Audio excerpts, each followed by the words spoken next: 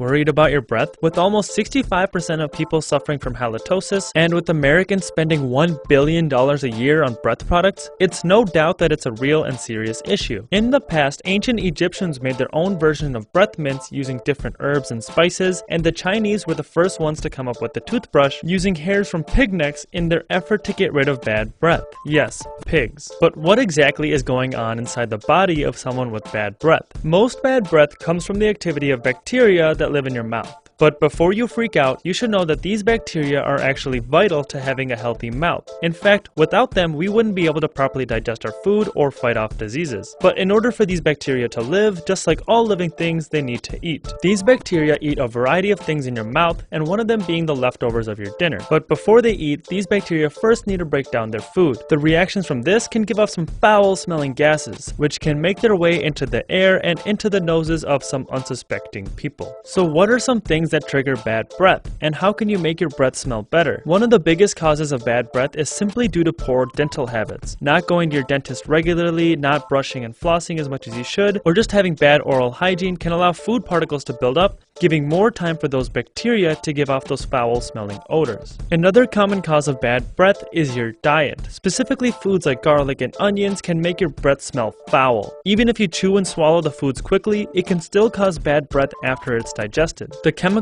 that cause the odors can be absorbed into your blood and make their way into your lungs, which people can smell once you breathe out. On top of staining your teeth and damaging your gums, smoking and using other tobacco products has been shown to cause bad breath and diminish your sense of taste by causing a dry mouth. Speaking of dry mouth, a lack of saliva can be another major cause of bad breath. Your saliva naturally cleans your mouth, washing away food particles, dead cells, and it can neutralize acids produced by some of the bacteria in your mouth, all of which lead to bad breath. Something a little more unlikely, but bad breath can also be caused by an infection in your mouth. And infections can come from a lot of things, such as surgical wounds, removal of a tooth, or gum disease. So what can you do? Well, the best and easiest weapon you have against bad breath is good oral hygiene. So don't forget to brush and floss and visit your dentist every 6 months. You can also check out our video on how to get rid of bad breath at the last minute, which we'll put in the description below. Thank you for watching, and if you liked the video, please hit the thumbs up button and subscribe to our channel so you don't miss our new dental secrets every week.